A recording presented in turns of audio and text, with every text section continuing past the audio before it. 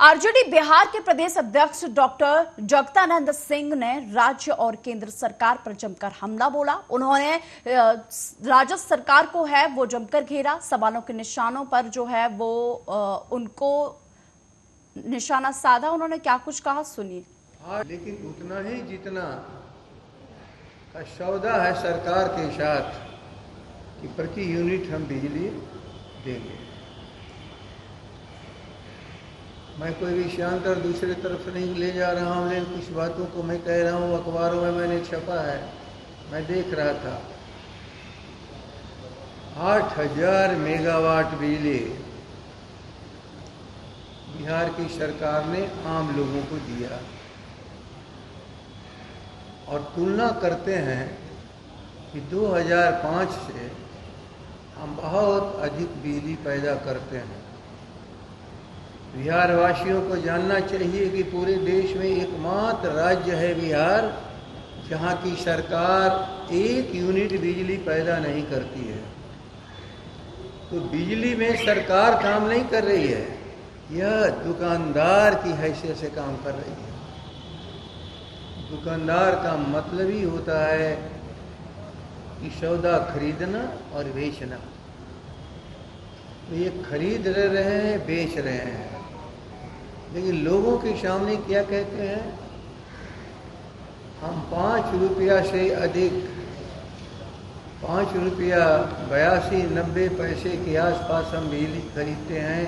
सच है कि 5 रुपया ही NTPC से बिजली की दर पर ये खरीद करते हैं। वहीं रायबरेली में गौवंशों से भरे ट्रक को लेकर जा रहे गौ तस्करों ने बजरंग दल कार्यकर्ताओं को रौंदने का प्रयास किया। आपको बता दें कि कार्यकर्ताओं को गुप्त सूचना पहुंची। पुलिस ने गौवंशों से भरे ट्रक को कब्जे में लेकर शुरू विधिक कार्रवाई कर दी है। मामला सलोन कोतवाली क्षेत्र का है, जहां बजरंग दल व विश्व हिंदू परिषद को सूचना मिली कि पुलिस चौकी अंतर्गत एक बाग में गौवंशों को एकत्रित करने के बाद उनको ट्रक में लादकर प्रतापगढ़ की ओर निकल रहा है, जिसके बाद बजरंग दल और कार्यकर्ताओं ने ट्रक का पीछा करते हुए पुलिस को इसकी सूचना दी। गौ तस्करी की सूचना पर एक्शन में आई पुलिस ने कहरिया गांव के पास स्थित टोल के पास ट्रक को रोक लिया, लेकिन अंधेरे का फायदा उठाकर ट्रक चालक मौके से फरार होने में सफल रहा। पुलिस ने ट्रक में लदे 16 गौवंशों को बरामद करने के साथ पुलिस ने ट्रक को कब्जे में लेकर फरार ट्रक चालक की तलाश शुरू कर दी है। आज रात में हमारे बजरंग दल के कार्यकर्ताओं को सूचना मिली जी, सूची के पास बराडी एक ग्राम सभा है जी, वहाँ जिहादियों द्वारा, कसाईयों द्वारा जी, गौवंशों को लादा जा रहा था जी, जिसकी सूचना प्राप्त होने पर हमारे सभी लड़के जी, तुरंत सतर्क हुए जी, और हम लोगों ने सूची से जी, ट्रक को दौड़ाते हुए, ट्रक बहुत भगा रहे थे, वो काफी कट मार रहे थे रास्ते में बच्चों को, लेकिन किसी तरह बजरंग दल के युवा ट्रक पर नूरुद्दीनपुर टोल प्लाजा के पास कब्जा कर लिए। जी। प्रशासन से कोई मदद? प्रशासन का पूरा सहयोग रहा है, प्रशासन साथ साथ हम लोगों के लगा था। प्रशासन भी वहाँ नूरुद्दीनपुर टोल प्लाजा पे खड़ा था, नाकेबंदी किया था उसने। वहीं पटना में मुख्यमंत्री नीतीश कुमार ने स्वर्गीय पंडित दीनदयाल उपाध्याय जी की जयंती के अवसर पर राजेंद्र नगर रोड नंबर 3 स्थित पार्क में आयोजित राजकीय समारोह में स्वर्गीय पंडित दीनदयाल उपाध्याय की प्रतिमा पर पुष्प अर्पित कर अपनी श्रद्धांजलि दी। इस अवसर पर उप मुख्यमंत्री विजय कुमार सिन्हा, सहकारिता सह पर्यावरण वन एवं जलवायु परिवर्तन मंत्री डॉक्टर प्रेम कुमार, राजस्व एवं भूमि सुधार मंत्री सह भाजपा के प्रदेश अध्यक्ष ने स्वर्गीय पंडित दीनदयाल उपाध्याय की प्रतिमा पर पुष्प अर्पित कर अपनी श्रद्धांजलि। इस अवसर पर सूचना एवं जनसंपर्क विभाग के कलाकारों द्वारा आरती पूजन, भजन कीर्तन एवं बिहार गीत का गायन किया गया।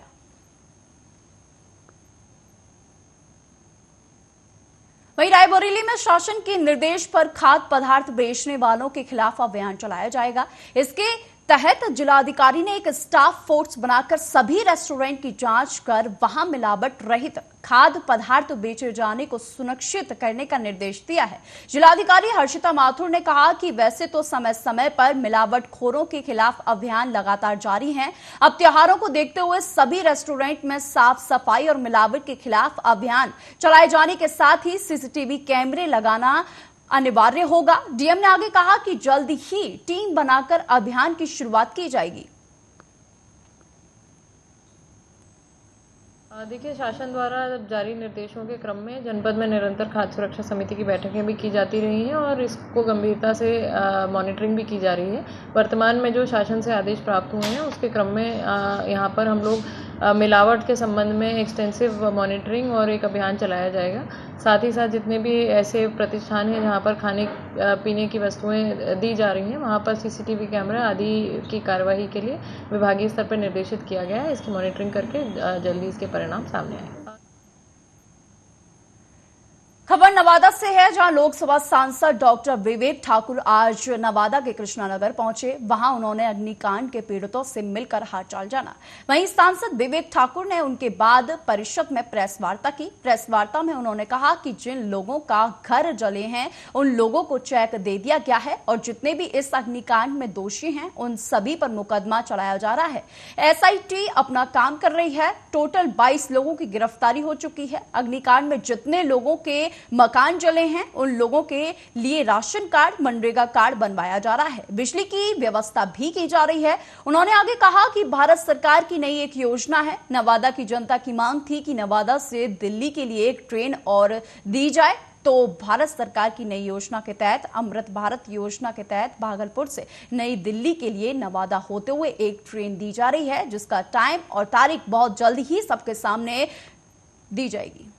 के सोच के बीच में जो हम लोग का जो एक पॉजिटिव एजेंडा है उसको, जनता को जितना भी प्रयास करे लोग रोकने का, नवादा रुकने नहीं देंगे। इतिहास को गाड़ते हुए नए इतिहास को बनाने में नवादा लग पड़ा है।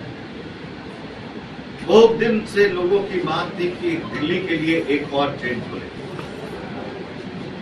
और लोग चाहते थे कि हम सफर जो है एक दिन और चला दिया जाए, एक दिन और चला दिया जाए, एक दिन खाली रहता है, ये है। लेकिन एक भारत सरकार का जो एक नई योजना के तहत अमृत भारत ट्रेन का जो है परिचालन देश भर में शुरू हुआ है। उसी क्रम में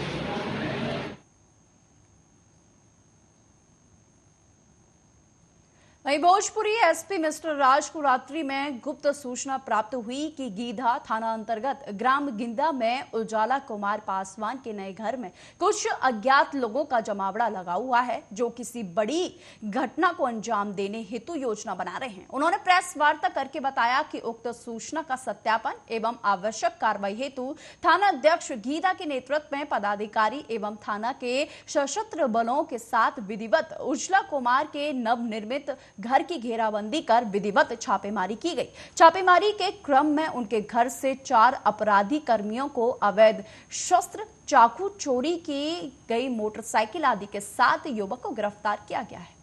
भोजपुर पुलिस के द्वारा एक बड़ी अपराध की घटना को होने से रोक दिया गया है। इस संबंध में गिधा थाना क्षेत्र अंतर्गत 4 अपराधियों की गिरफ्तारी की गई है। इन अपराधियों का नाम मेहीलाल पासवान, पिता सीता पासवान, दूसरा दारा कुमार सिंह, तीसरा विशाल पासवान, चौथा उजाला कुमार।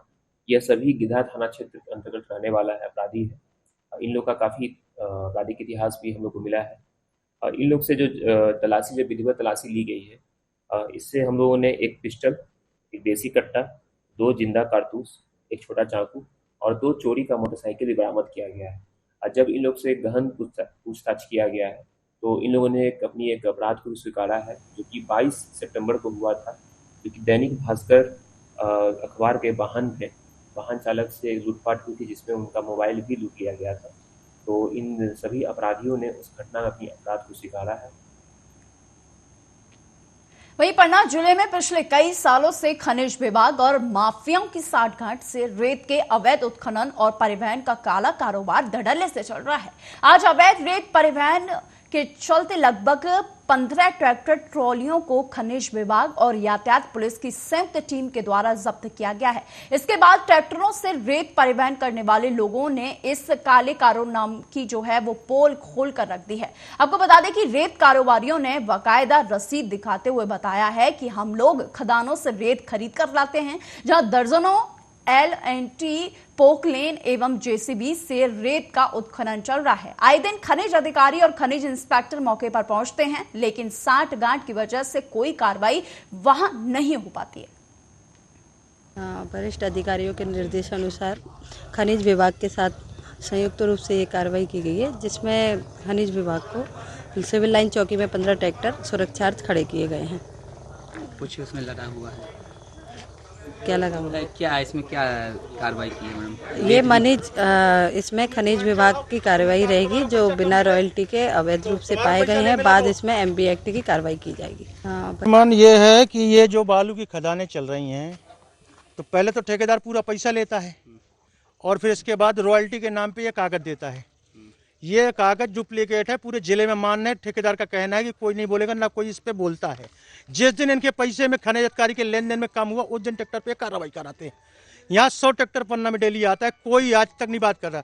इसका मेरे पास वीडियो भी है। खनिज अधिकारी के सामने वहाँ गाड़ियाँ लद रही थी। अगर वो 2 नंबर का है, जो कि हमको पता है खदान बोली गई है, बोली उसका पैसा नहीं जमा करते। खनिज अधिकारी स्वयं वहाँ जाके गाड़ियाँ लदवाई, गाड़ी निकलवाई, बोले इनका रेट जो है। तो अब ये रमन्ना, ये खनिज अधिकारी कभी नहीं इस पे बोलता है। डुप्लीकेट रमन्ना पूरे जिले में दिख नहीं रहा है। तो जिस दिन इनका पैसा नहीं मिला, उस दिन ये कार्रवाई करते हैं। आज अचानक क्यों बोलना पड़ गया आप लोगों को? इनका कोई खदान वाले से पैसे का लेन देन नहीं हुआ है।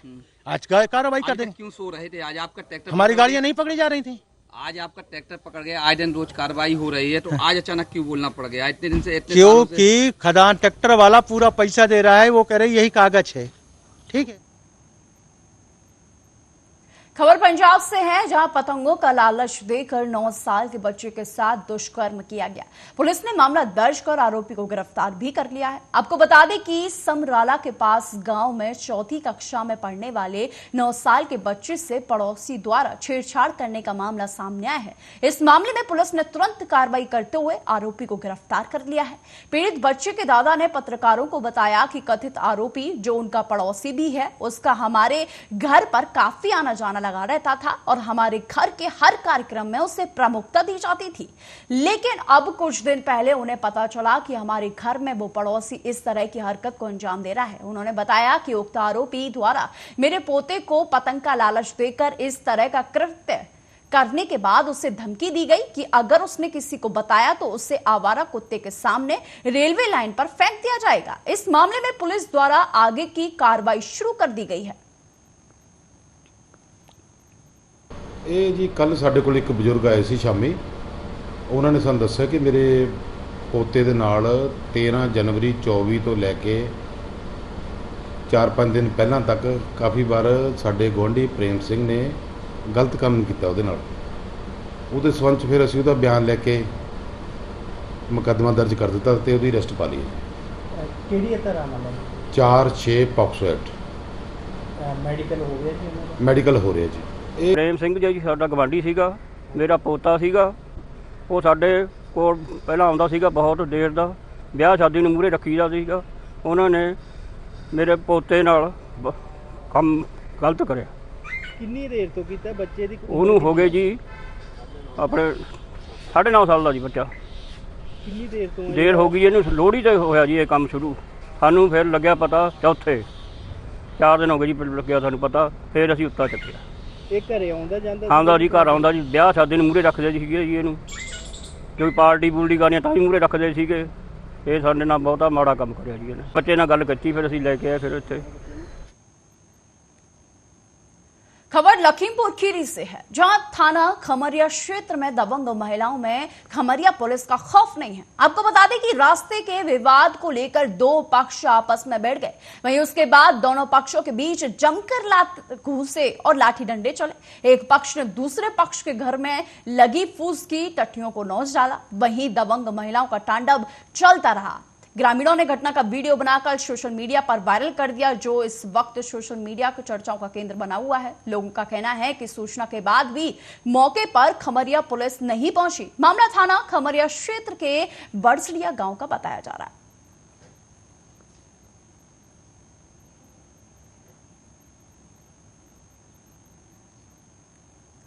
खबर लखीमपुर खीरी से है, जहां निघासन कोतवाली क्षेत्र के सिंगाही रोड स्थित मोटे बाबा मंदिर के निकट सरयू नदी में अज्ञात लड़की ने छलांग लगा दी। लड़की की साइकिल में दुपट्टा बंधा हुआ पाया गया है और साइकिल के पास चप्पल भी उसकी बरामद की गई है।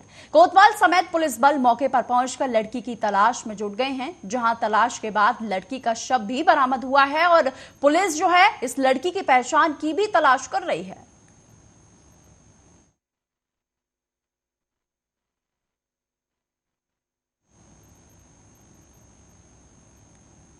वहीं खनियादाना क्षेत्र में स्वास्थ्य व्यवस्थाओं की हालत बद से बदतर हो गई है।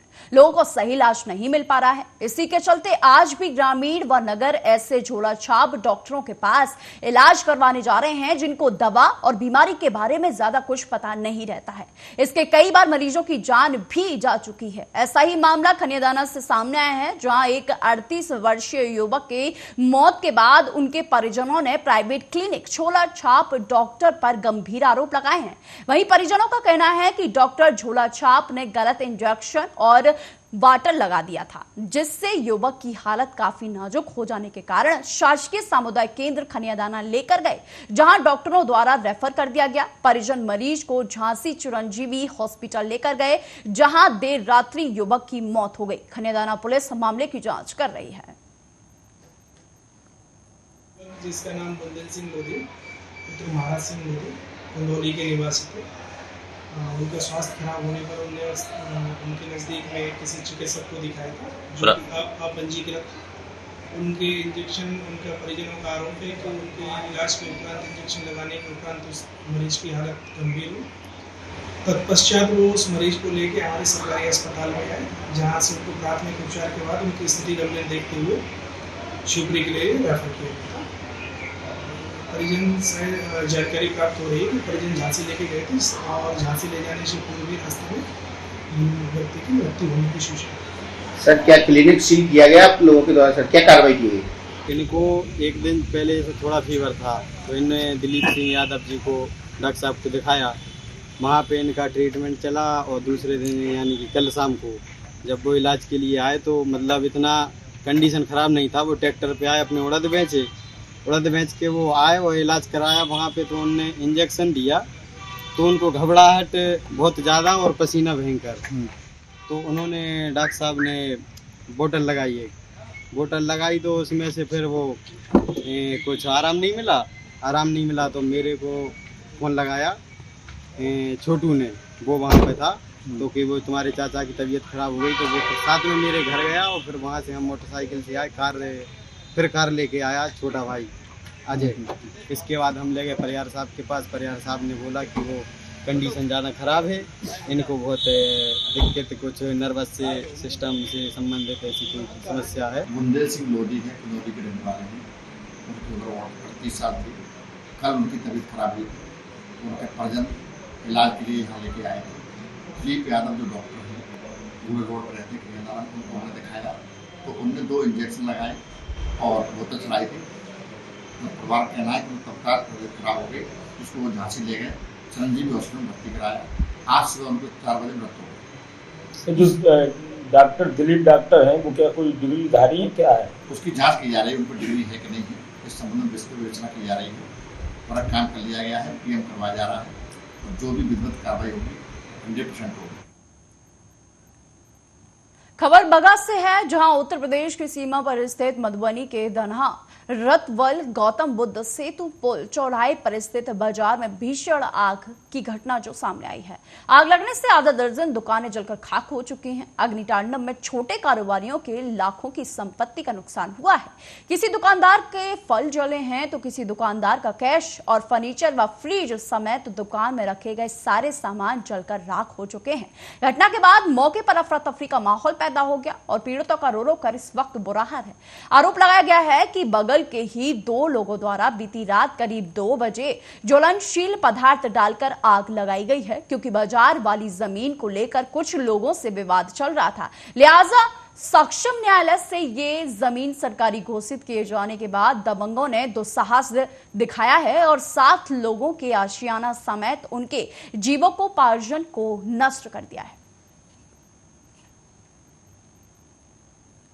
खबर रोहतास जिले के करगहर से है, जहां करगहर थाना परिसर से बिजली के तार के चोरी करने के आरोप में गिरफ्तार एक कैदी शौच के दौरान बाथरूम की खिड़की को तोड़कर फरार हो गया। हालांकि पुलिस ने 24 घंटे के अंदर उसे भोजपुर जिले के पेरो के बलुआ टोला से उसे गिरफ्तार कर लिया। घटना के बारे में बताया गया है कि करगहर थाना क्षेत्र में बिजली के तार चोरी के मामले में शशिकांत शर्मा सहित 3 लोगों को पुलिस के द्वारा गिरफ्तार किया गया था, लेकिन शशिकांत शर्मा बाथरूम की खिड़की लोहे की रॉड को तोड़कर थाना के एक मंजिला भवन से कूदकर वहां से फरार हो गया। फिलहाल कैदी की 24 घंटे के अंदर गिरफ्तारी होने से पुलिस ने राहत सांस ली है।